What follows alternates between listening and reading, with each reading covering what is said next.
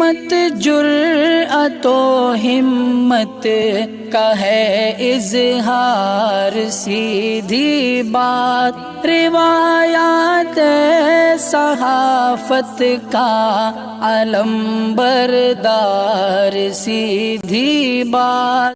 नाज़रीन गिरामी अस्सलामु अलैकुम व रहमतुल्लाहि व बरकातुहू। सीधी बात के ताज़ा तरीन प्राइम टाइम में आप लोगों का इस्तकबाल है। नाज़रीन गिरामी, मैं अंसार अजीज़ नदवी इस वक्त आप लोगों के सामने कुछ अहम तरीन ख़बरें, कुछ वायरल वीडियोस और कुछ फेक ख़बरों की हकीकत लेकर के हाजिर हुआ।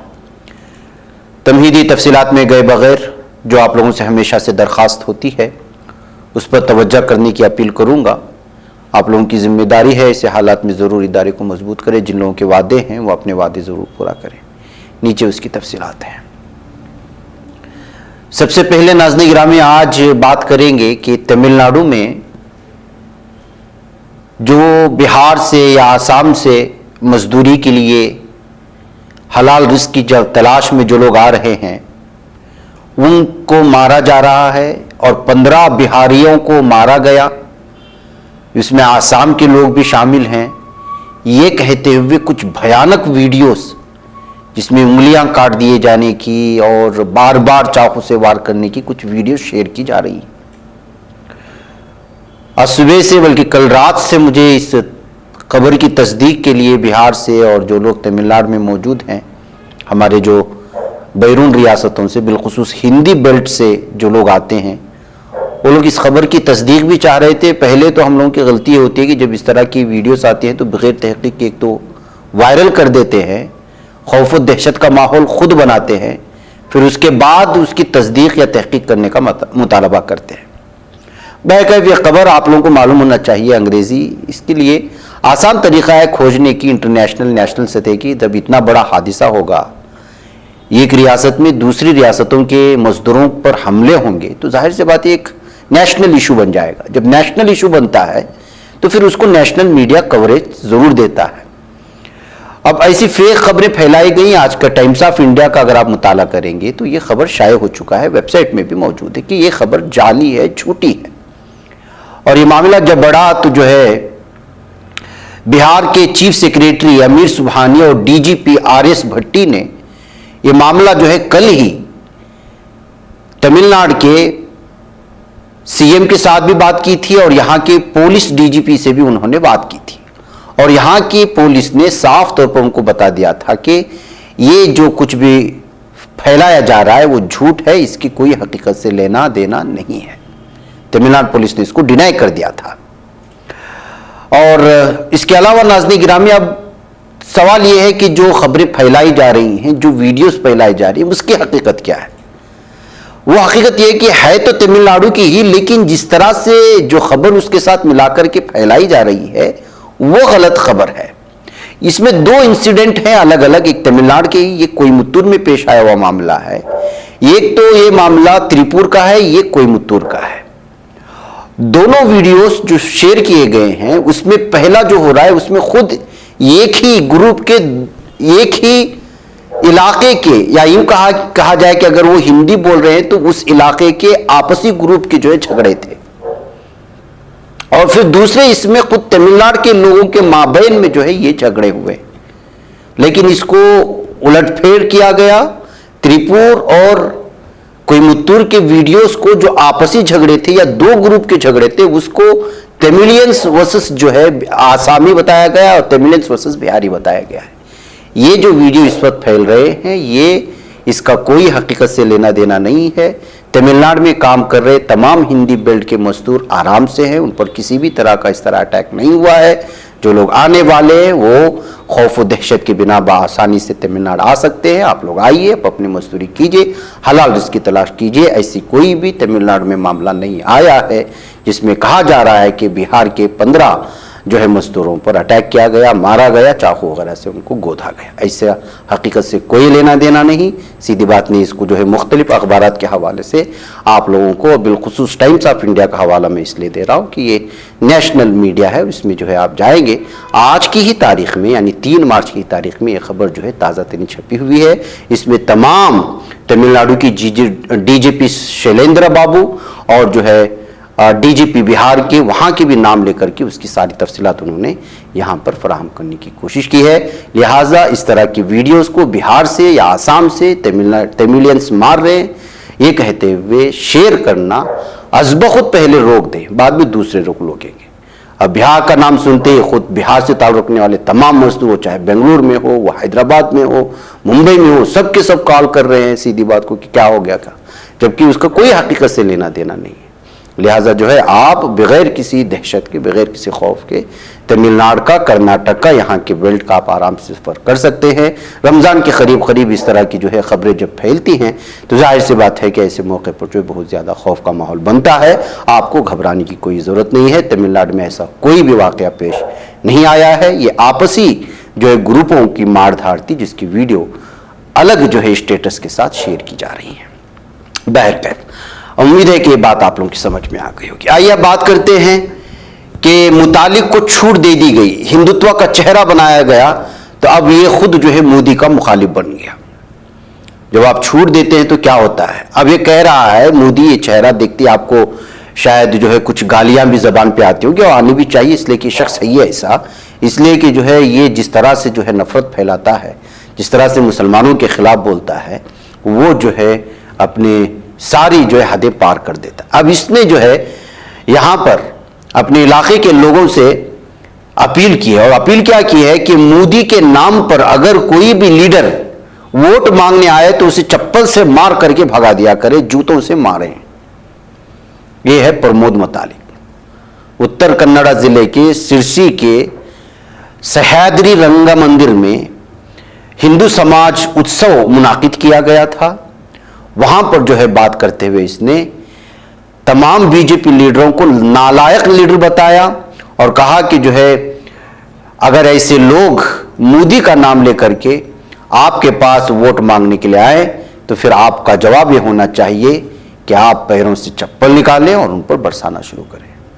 ये है मुतालिक। अब देखना यह है कि जो है मोदी के नाम पर वोट मांगने वालों के लिए जिसने कहा है कि चप्पल से मारा जाए, उसके खिलाफ खुद बीजेपी हुकूमत के ये अराकीन जो कर्नाटक में इस वक्त है और ये इंतजामिया उसके खिलाफ कोई कार्रवाई करती है या नहीं करती। मुसलमानों के खिलाफ ये भोंकता है तो कुछ करते नहीं है, खैर करेंगे भी नहीं, लेकिन अब उन्हीं के लीडरों, उन्हीं के लीडरान के खिलाफ बोले हैं तो क्या करेंगे देखना पड़ेगा।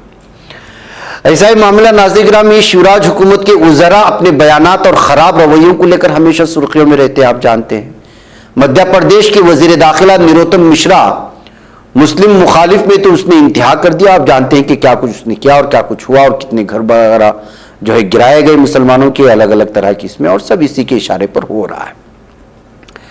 कांग्रेस लीडर ने एक संगीन इल्जाम आयद किया है अब इस पर कि असेंबली में हिज़्ब मुखालिफ लीडर गोविंद सिंह ने जुमा के रोज कहा कि निरोत्तम मिश्रा ने नाजेबा जबान का इस्तेमाल करते हुए गुस्से में आकर किताब मध्य प्रदेश असेंबली कार्रवाई इंतजाम से मुतालिक उसूल का एक किताबचा है मेरे ऊपर फेंक करके मारा, जो कि मेरे टेबल के सामने आकर गिरी। दरअसल असेंबली बजट इजलास के 5वें दिन भी खूब हंगामा हुआ था। कांग्रेस ने असेंबली स्पीकर के खिलाफ अदम एतमाद की तहरीक लाई तो वहीं हिज़्ब मुखालिफ लीडर गोविंद सिंह ने पार्लिमानी उमूर के वजीर निरोत्तम मिश्रा पर किताब फेंककर मारने का इल्जाम लगाया है। और वैसे भी असेंबली और पार्लियामेंट में क्या कुछ होता है तो आप जानते ही हैं। नाज़रीन गिरामी, भारत में क्या हो रहा है मीडिया नहीं दिखाता, लेकिन महंगाई जहां पर है वहीं पर किसानों की भी बहुत ज्यादा हालत खराब है। महाराष्ट्र में प्याज की गिरती हुई कीमत इन दिनों सुर्खियों में है, लेकिन यह हाल सिर्फ महाराष्ट्र में ही नहीं है, गुजरात की भी कुछ ऐसी ही हालत है। मीडिया रिपोर्ट्स के मुताबिक राजकोट का रहने वाला एक किसान प्याज फरोख्त करने के लिए जब मंडी गया तो उसे कुछ भी मुनाफा नहीं मिला, बल्कि उसे अपनी जेब से ही पैसे भी खर्च करने पड़ गए। यानी जो कई दिनों तक जिस प्याज की उसने जो है खेती की और अपनी पूरी मेहनत की पूंजी लाकर के दिया भी और जेब से भी पैसे वापस दे दिए। राजकोट के जिस किसान के साथ ये मामला पेश आया है उसका नाम जुम्मन भाई मधानी कलावड़ है। वो धोत्रपुर गांव का रहने वाला और राजकोट वाकई मंडी में प्याज फरोख्त करने के लिए आया था। जुम्मन भाई का कहना है कि मंडी में प्याज फरोख्त करने के बाद उसे फायदे की शक्ल में प्याज कारोबारी से 1 भी रुपया नहीं मिला, बल्कि 472 किलो प्याज की 495 रुपये कीमत लगाई गई। दूसरी तरफ ट्रक का किराया, मजदूरी और दीगर खर्च मिलाकर के 626 रुपये होते हैं। जब इस किसान ने पूरा हिसाब किताब किया तो पता चला कि उसे तो अपनी जेब से ही 131 रुपये देने पड़ रहे हैं। तो आप अंदाजा लगाएं, इतनी मेहनत बेकार, सब कुछ बेकार, ऊपर से पैसे भी दे गए। ये जमीनी हकाइक है जिसको मीडिया आपके सामने नहीं लाता। और क्यों नहीं लाता वो तो आप जानते हैं कि गुजरात में किसकी हुकूमत है और महाराष्ट्र में किसकी हुकूमत चल रही है और मरकज में किसकी हुकूमत चल रही है। नाज़रीन गिरामी, ये ठगने वाले और जालसाजी करने वाले क्या कुछ करते हैं आप देखिए। ये खबर सामने आई है कि मायानाज क्रिकेटर सचिन तेंदुलकर, महेंद्र सिंह धोनी और मारूफ अदाकार ऋतिक रोशन और अभिषेक बच्चन समेत मुल्क की 95 मशहूर हस्तियों के नाम पर क्रेडिट कार्ड बनवाने का सनसनीखेज मामला मंजर आम पर आया है। रिपोर्ट के मुताबिक फर्जी तरीके से कार्डों को जारी करने के इल्जाम में 5 साइबर मुजरिमों को गिरफ्तार किया गया। एक अहदेदार ने जुमा 3 मार्च को इत्तिला दी। अहदेदार के मुताबिक कार्ड्स पुणे में वाक़े फिनटेक स्टार्टअप वन कार्ड की तरफ से जारी किए गए थे। मुलजिमान ने तफसीलात का इस्तेमाल करते हुए बैंकों से 50 लाख रुपए से जायद की ठगी की। दीगर मशहूर शख्सियात जिनके नाम तफसीलात फ्रॉड करने वालों ने इस्तेमाल की, उनमें शिल्पा शेट्टी, माधुरी दीक्षित, इमरान हाशमी, सैफ अली खान, आलिया भट्ट, सोनम कपूर और ये सब के सब नाज़रीन गिरामी आप जानते हैं कि सब बॉलीवुड के अदाकार और अदाकाराएं हैं। इनके नाम पर इस तरह करके 50 लाख रुपए ठगे हुए हैं क्रेडिट कार्ड बना करके। मुलजिमान की शनाख्त नाज़रीन गिरामी पुनीत, सुनील कुमार, पंकज मिश्रा, मोहम्मद आसिफ और विश्व भास्कर शर्मा के तौर पर की गई है। सब के सब जो है नकली कार्ड बनाना और जो है कर्जे से जो है सारी चीजें उठाना, ये सूरत हाल है। नाज़रीन गिरामी, लगता है कि जो है इस वक्त सिक्योरिटी में बहुत लंबी चूक हो रही है। शाहरुख खान किसी न किसी मामले को लेकर के सुर्खियों में रहते हैं। अब उनके बंगले में घुसने को लेकर के वो सुर्खियों में आ गए और उनका बंगला भी। बॉलीवुड अदाकार शाहरुख खान की सिक्योरिटी में बड़ी कोताही नजर आई। मुंबई के बांद्रा में किंग खान के बंगले मन्नत में 2 अजनबी दाखिल हो गए। और मामला कल रात तकरीबन 9:30 बजे पेश आया था। पुलिस इस मामले की तहकीकात कर रही। रिपोर्ट के मुताबिक सूरत के 2 अजनबियों ने सिक्योरिटी गार्ड्स को चकमा दिया और दीवार फलांग कर बंगले में दाखिल हो गए। सिर्फ इतना ही नहीं, ये दोनों अफराद शाहरुख के बंगले की 3री मंजिल तक भी पहुंच गए। सिक्योरिटी एहलकारों की नजर पड़ने के बाद उन्हें पकड़कर मुंबई पुलिस के हवाले कर दिया गया।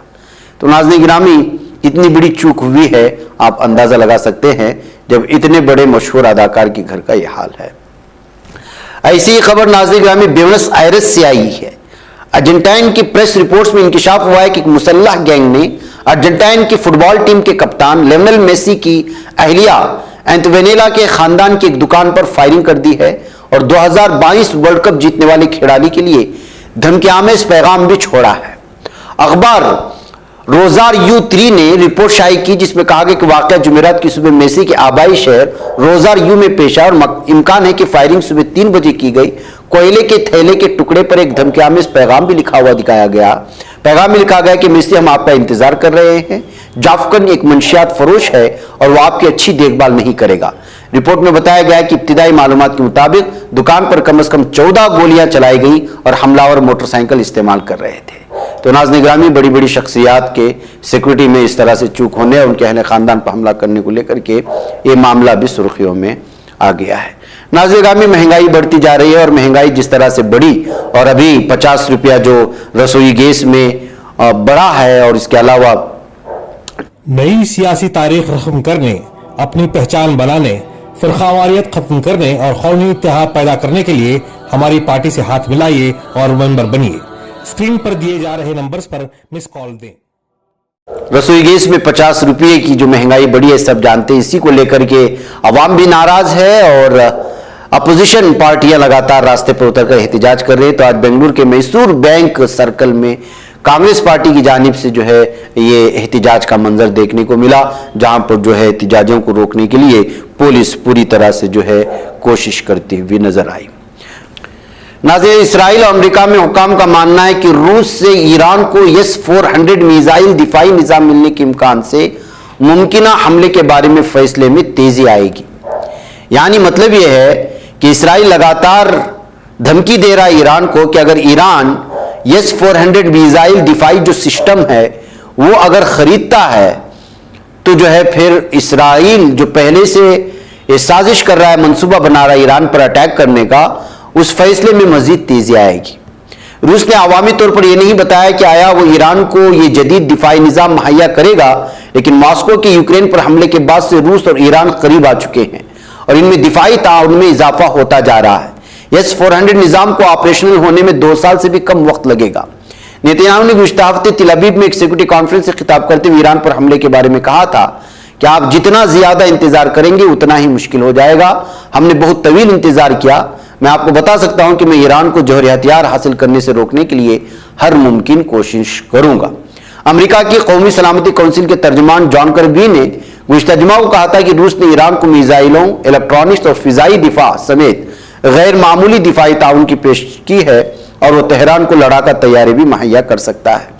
बहरकैफ नाज़रीन गिरामी, किसी न किसी बहाने से ईरान को इसराइल धमकाता रहता है और अब जो है रूस के दिफाई सिस्टम को खरीदने को लेकर के वो इस तरह के बयान दे रहा है और ये सारा कुछ जो है अमेरिका से होता है। सब जानते हैं कि इसराइल अमेरिका दोनों के दोनों जो है ईरान के खुले हुए दुश्मन हैं। इधर नाज़रीन गिरामी, जुमरात को G20 वज़राए खारिजा का इजलास यूक्रेन जंग के मामले पर अमेरिका और रूस की इल्जाम तराशियों के सबब इंतशार का शिकार हो गया। भारत की मेजबानी में मुनक़िदा इस इजलास में कोई मुश्तरका एलामिया जारी नहीं हो सका। एक हफ्ते के अंदर ये दूसरा मौका था जब G20 ग्रुप के वज़रा इत्तेफाक़ राय पैदा करने में नाकाम रहे। इससे कबल बेंगलुरु में G20 वज़राए खजाना के इजलास में भी कोई मुश्तरका एलामिया जारी नहीं हो सका था। रवां बरस G20 के सदर के तौर पर भारत ने सदारती बयान जारी किया। इजलास के दौरान यूक्रेन जंग के मामले पर शदीद इख्तिलाफात देखने को मिले। एक तरफ अमेरिका की क़यादत में मगरिब ने और दूसरी तरफ रूस और चीन ने एक दूसरे के खिलाफ मौक़िफ़ इख्तियार किए। गोया कि तमाम ममालिक अपने अपने साबिक़ा मौक़िफ़ पर कायम रहे। लेकिन अहम बात यह रही कि अमेरिका और भारत दोनों ने कहा कि इजलास के दस्तावेज की भारी अक्सरियत ने तायीद की है। जयशंकर ने कहा, यूक्रेन तनाज़े पर इख्तिलाफात थे जिसे हम दूर नहीं कर सके। हमने कोशिश की लेकिन मुल्कों के दरमियान फासला बहुत ही ज्यादा था।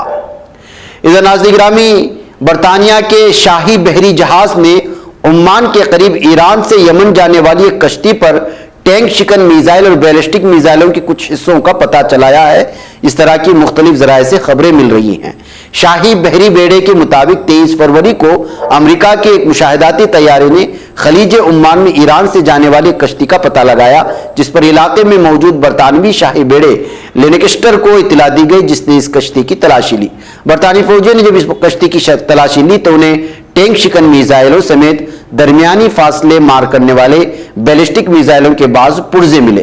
बादशाह बरतानी शाही बेड़े ने इसकी इत्तला अक़वाम मुत्तहिदा को देते हुए सलामती काउंसिल की करारदादों 2216 और 2231 के तहत मुशाहिदे का मुतालबा किया है।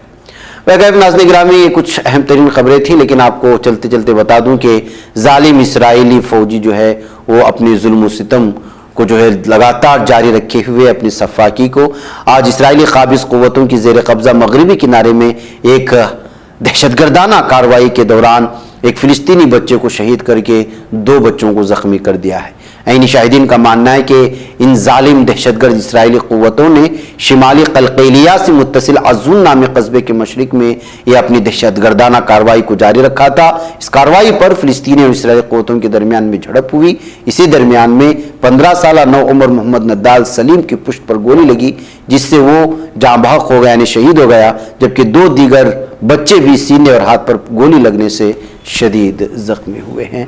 नाज़रीन गिरामी, आपको बताए चलूँ कि अभी साल रवां के दौरान मकबूजा इलाकों में इन दहशतगर्द इसराइली फौजियों और यहूदी दहशतगर्द आबादकारों की फायरिंग के नतीजे में शहीद होने वालों की तादाद 68 हो चुकी है। नाज़रीन, मुझे इजाज़त दीजिए। अस्सलाम वालेकुम रहमतुल्लाहि व बरकातहू। बच पाता है कोई सहाफ़ी की निगाहों से, मिलाता है ये लोगों को मोहब्बत की पनाहों से। करम और दर्दमंदी का है एक संसार, सीधी बात। अज़ीमत जुर्अतो हिम्मत का है इजहार, सीधी बात अजीमत जुर्अतो हिम्मत का है इजहार, सीधी बात। ये चैनल हक निगर बनकर कुचल देता है फितनों को।